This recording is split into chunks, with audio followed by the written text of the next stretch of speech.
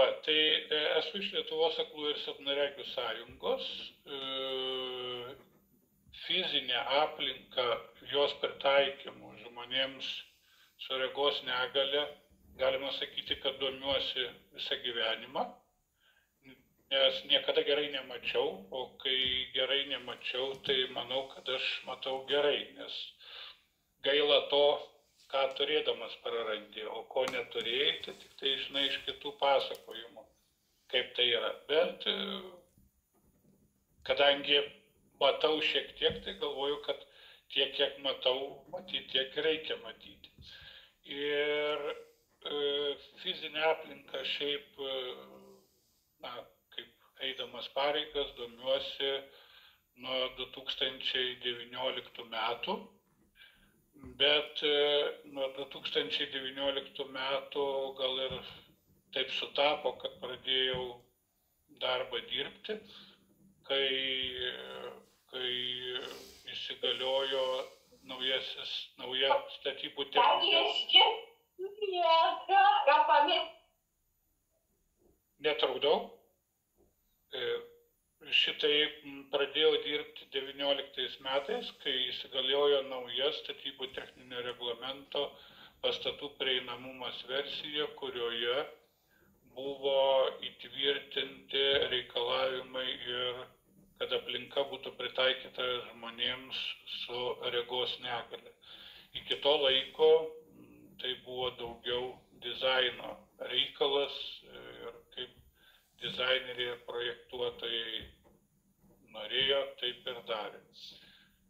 Tai va, šiaip atstovauja organizacija Lietuvos aklųjų ir silpnaregių sąjunga. Dar po nepilnų 2 metų ši organizacija švęs 100 metų jubiliejų. Tai yra viena iš seniausių visuomeninių organizacijų Lietuvoje.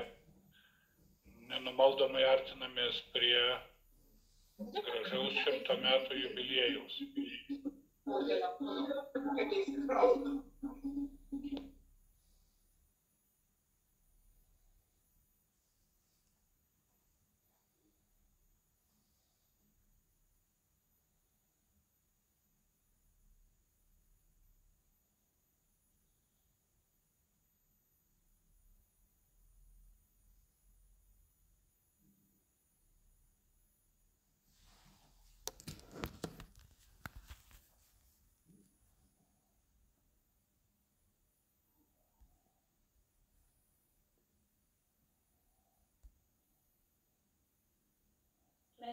Ir jeigu kartais fizinės aplinkos pritaikymą, galite kreiptis tiek į Lietuvos aklųjų ir silpnaregių sąjungos centrinę būstinę, tiek į filialus.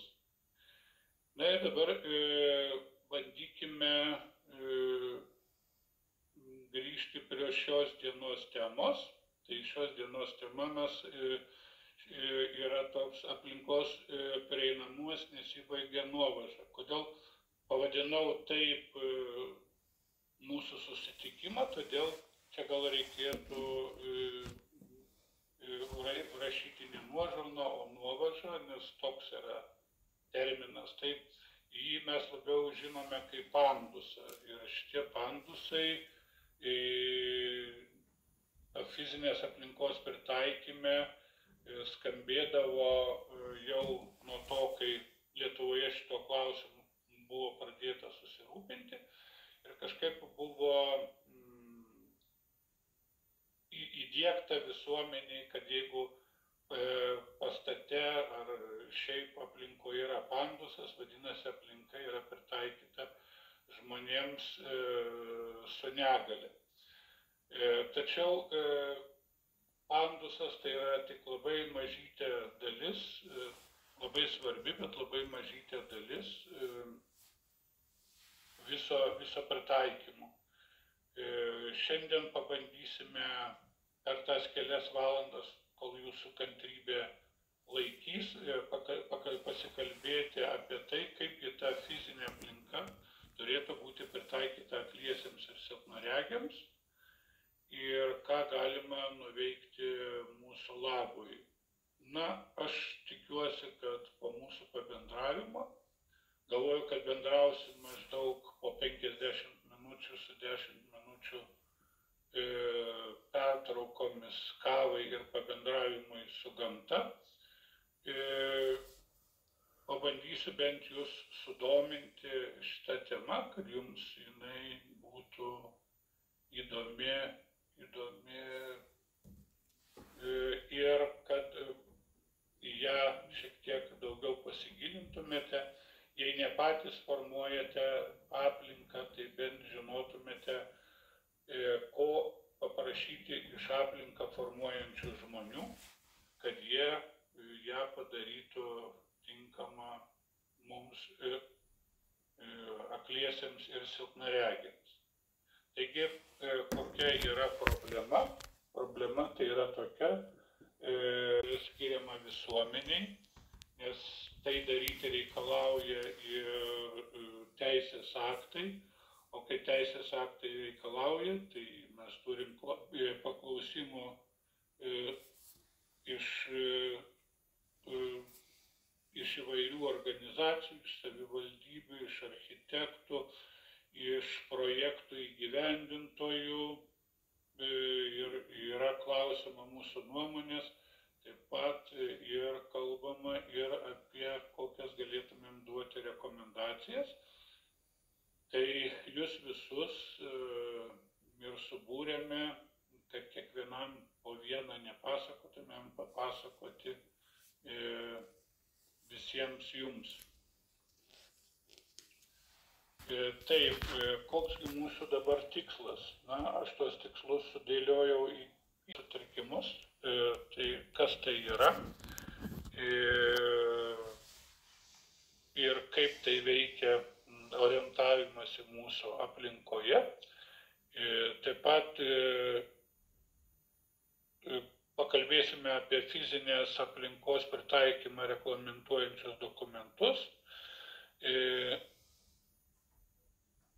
Tada kalbėsime apie konkrečiai, kaip fizinė aplinka turėtų būti pritaikyta akliesiems silpnaregiams ir apie pabaigoj pabandysime pasižiūrėti keletą skaidrių ir paspėlioti, kasgi tose skaidrėse iš užfiksuotos fizinės aplinkos, kas yra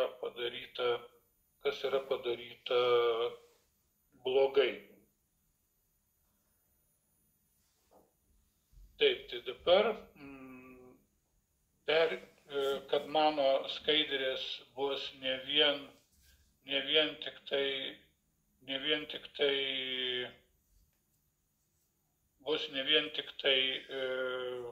tekstas, bet ir nuotraukos. Pradžiai akims atsigauti įdėjau tokį urbanistinį Vilniaus vaizdelį. Žmonių su regos negalia galimybės fizinėje aplinkoje. Iš Wikipedijos jums išrašiau mūsų įvardintas jusles, kokias mes turime. Tai mes turime regą, klausą, uoslę, lytą, pusiausvyros sujutimas. Mūsų jusles sudėlioti pagal tai, kaip jos yra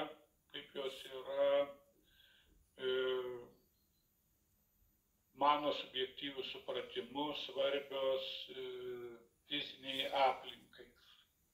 Manyčiau, kad rega yra viena iš pagrindinių juslių reikalingų įvertinti fizinę aplinką ir tinkamai joje judėti.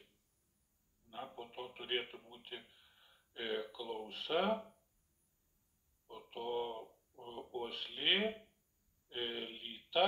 Na, lyta gal su klausa galėtumėm ir sukeisti vietomis, jeigu lyta, tai yra lytėjimu, vadintumėm ir tai, ką visiškai nematantis žmogus jaučia, naudodamasis baltąja lazdele.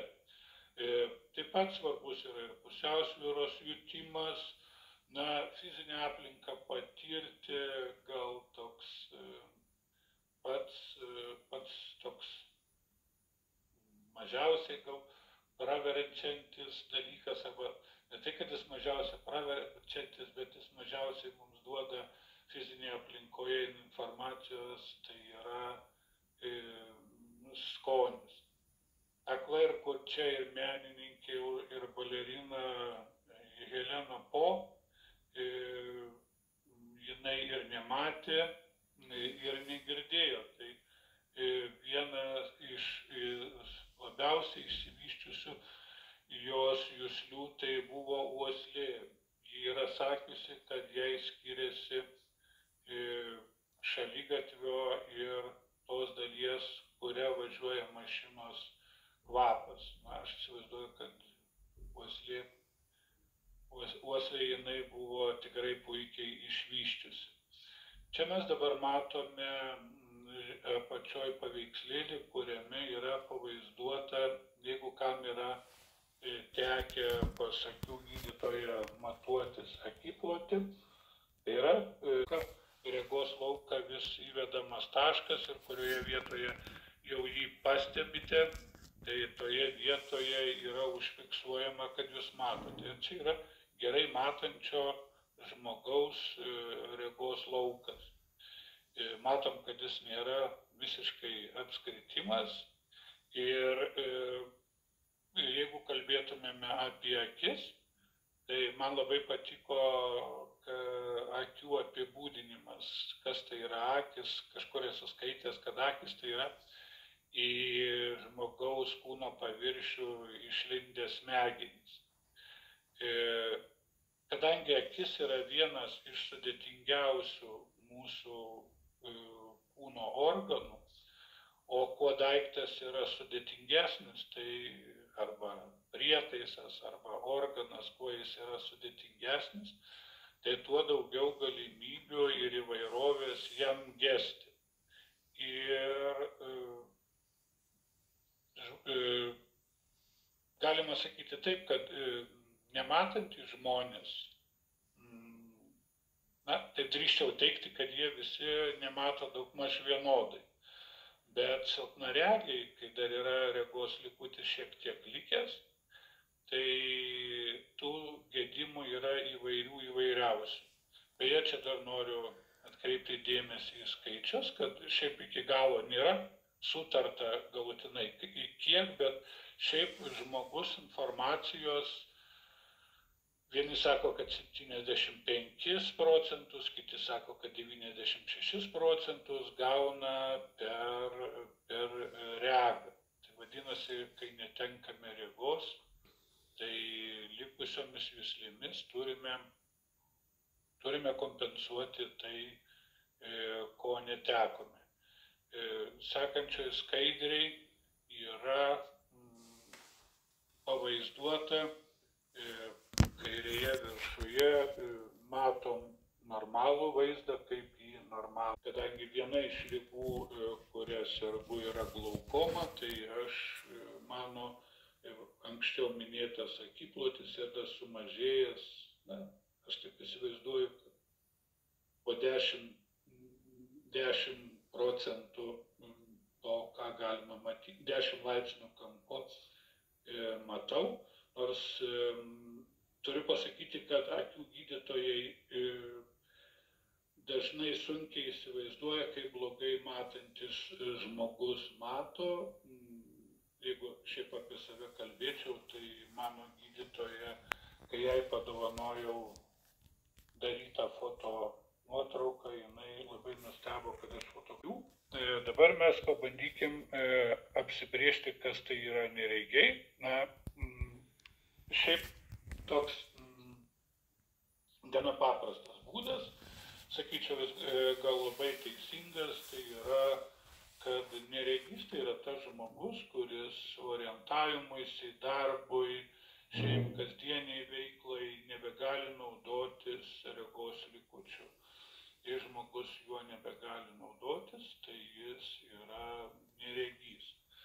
Nors buvau labai nustebintas, kai iš Amerikos į Lietuvą buvo atvažiavusi aktorė, kuri sakėsi, kad ji yra neregi. bet kaip paaiškėjo, tai jinai yra pagal amerikiečių sudarytą tvarką, jų galiojančius įstatymus, jinai yra juridiškai neregi, nors šitą dar mato. Ką galėtumėm nuveikti, kad galėtumėm pagelbėti žmonėms visiškai nematantiems. Tai labai svarbus nematantiems dalykas yra taktiliniai vaikščiojimo paviršiaus indikatoriai. Jie turi būti aiškus, paprastai išdėlioti. Taip pat neregiams labai naudinga informacija.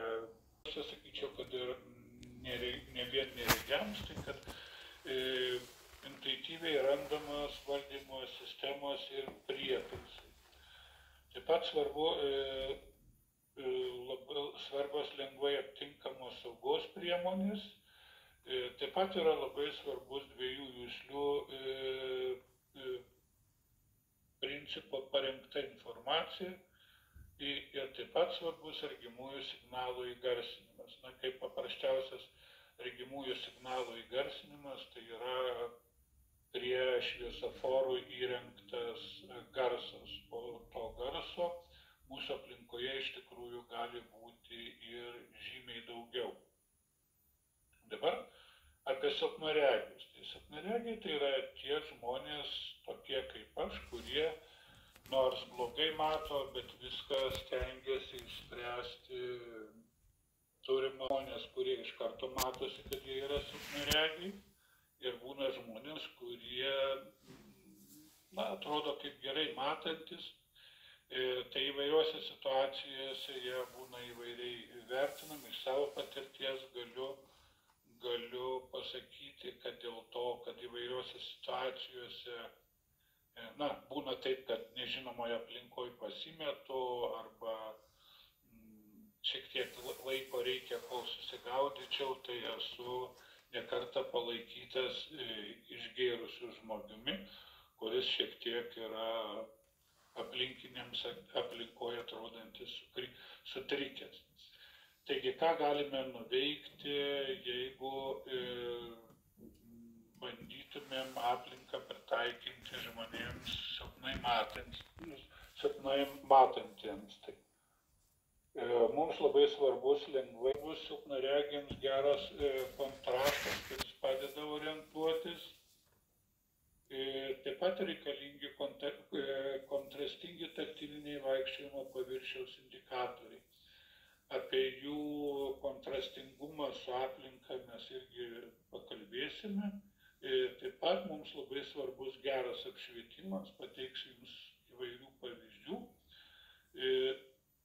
Taip pat, kur silpnaregiai turi daug problemų, ne vien aklieji, bet ir silpnaregiai, tai įvairios savitarnos sistemos, tai ir bilietomatai, ir eilių valdymo sistemos, ir aptarnavimo srityje, kai yra įrengiami langeliai su degančiais tablo. Labai gyvenimą trumpina būnant silpnaregių įvairios stiklinės sienos, įvairios stiklinės pertvaros, kurių mūsų kasdieniam gyvenime žiauriai daugėja, jau masiškai atsiranda. Jos nėra didis blogis, jeigu jos yra tinkamai pritaikytos. Kaip tai jos pritaikytos, pabandysim suspėti pamatyti. Taip pat labai blogai yra, kai yra veidrodžių, nes ypač kai didelėse erdvėse atsiranda dideli veidrodžiai, tai sunku išskirti, kur žmonės juda tikrovėje, o kur žmonės juda veidrodyje. Taip, galima grįžtant prie apibendrinimo pasakyti, kad akliesiems ir silpnaregiams aklieji aplinkoje dažnai kliaujasi, kai nėra regos, tai kliaujasi klausa ir kliaujasi įvairiais taktiliniais dalykais, tai ir pasikeitusiomis dangomis, besikeičiančių garsų, taip pat kartais ir kvapai prisideda prie orientacijos. Na, sakykime, pas mus į darbą einant yra kepyklėlė. Kai ta kepyklėlė veikia, tai jinai yra mano nematantiems kolegoms irgi papildomas informacijos šaltinis, iš kepyklėlės sklindantis kvapas. Taip pat kaip orientyras gali ir blogi sklindantis kvapai būti kaip orientyras. Tai tokie pagrindiniai dalykai, kurie padeda nematantiems žmonėms orientuotis, o silpnaregiams čia jau visi šitie minėti dalykai, taip pat, aišku, padeda ir tie dalykai, kurie padeda žmonėms su regos negalia. Pereikime prie aplinkos prieinamumą reglamentuojančius teisės aktus. Tai pats pagrindinis aktas, nuo kurio ir prasidėjo visas teisiškai įteisintas fizinės aplinkos pritaikymas žmonėms su regos negalia, tai yra dokumentas, kuris yra įvardintas taip: statybų techninis reglamentas STR 2.03.01 statinių. Tai šį dokumentą be problemų jūs gausite. Manyčiau, kad tai yra vienas iš svarbiausių dokumentų, nes jame yra išvardinti teisės aktai, kuriais reikia vadovautis, kad statiniai būtų prieinami. Čia jau mano minėtas dviejų juslių principas. Tai dviejų juslių principas, kad jeigu yra pagrindiniai aplinkoje orientuotis, pagrindinės juslės, tai yra rega, klausa ir lyta, kitaip tariant, lytėjimas, tai jeigu mes neturime regos, tai tada lieka klausa ir lytėjimas. Ir tada turėtumėm stengtis šitomis dviem likusiomis juslėmis perteikti kuo daugiau informacijos, kad žmonės su regos negalia galėtų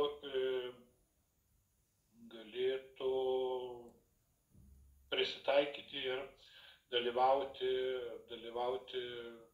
fizinėje aplinkoje. Na, jeigu nėra klausos, tai tada galime orientuotis į regą ir į lytą. Tai, kad iš šitų trijų pagrindinių būtų informacija pateikta dviems. Ir neretai labai gerai, kai teikiama informacija, pavyzdžiui, lyta ir garsu, jinai yra dubliuojama. Jau mano minėtas STR statinių prieinamumas ir čia šiek tiek iš jo struktūros. Tai jame yra antras skyrius ir standartai, tarptautiniai standartai, kuriais reikėtų vadovautis. Ir sakyčiau, visos šitos teisiškai juridiškai įteisintos situacijos bėda tai yra ta, kad į šį STR yra neįkeltos iš tarptautinių ISO standartų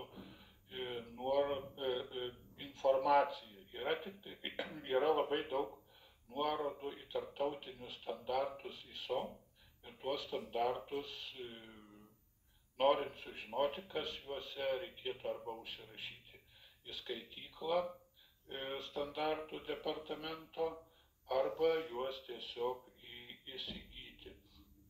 Šiaip labai smagus yra tarptautiniais standartais prekiaujančio Lietuvos standartų departamento interneto adresas lsd.lt, o dar smagesnis adresas yra prekyba@lsd.lt. Teko girdėti, kad jie įvairių dviprasmiškų pasiūlymų gauna, bet ten nuėję į elektroninę parduotuvę jūs galite susipažinti su turiniu, ne su visų turiniu, tiek su visų išvardinimu, kas yra konkrečiame ISO standarte, ir norėdami į juos įsigilinti, galėtumėte juos įsigyti. Trečiame skyriuje yra išvardintos pagrindinės sąvokos.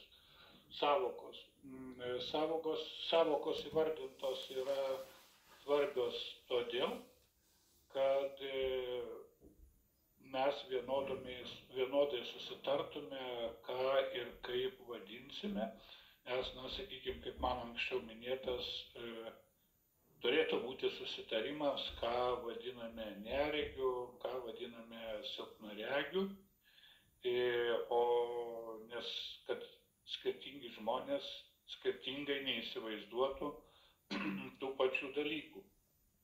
Ir čia yra šitame antrame skyriuje nuorodos, yra minima net 13 dokumentų, kuriais reikėtų vadovautis, norint įgyvendinti statinių prieinamumą.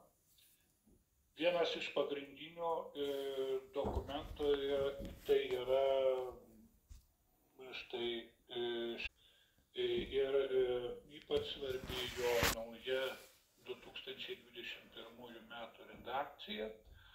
Šis ISO yra geras tuo, kad jau yra išverstas į lietuvių kalbą ir jame žymiai daugiau kalbama apie žmonių su regos negalia poreikius. Mes toliau ir didžiąją laiko dalį ir kalbėsim apie tai, kas yra rašoma šiame dokumente. Jeigu norite įsigilinti į fizinės aplinkos žmonėms su negalia pritaikymą, šį dokumentą ar įsigiję, ar pasiskolinę, ar įgiję teisę jį pasiskaityti, turėtumėte pasiskaityti. Dokumentas, aišku, yra labai didelis, su priedais jame yra apie 360 puslapių. Štai čia yra turinys, kas jame yra aptariama. Tas turinys nėra trumpas.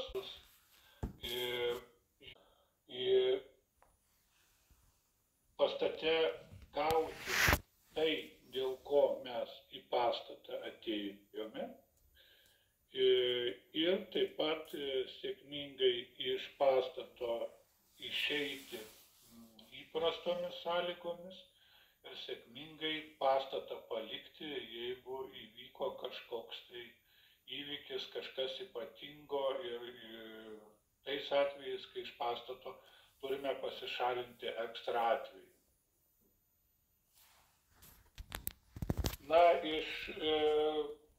Čia aplinkos prieinamumą žiūrima ne priebėgomis, o turėtų būti žiūrima ištisai ir nuolat, nes šitas procesas jis šiaip ir nuolatos tobulėja, bet ir nėra taip, kad pastatą pritaikėme pradžioj ar darant remontą ar jį statant ir po to pamiršome visiems laikams. Kadangi gyvenimais veikla pastate keičia patį pastatą, tai kinta ir sąlygos, kuriuose pritaikomumas yra įgyvendinamas.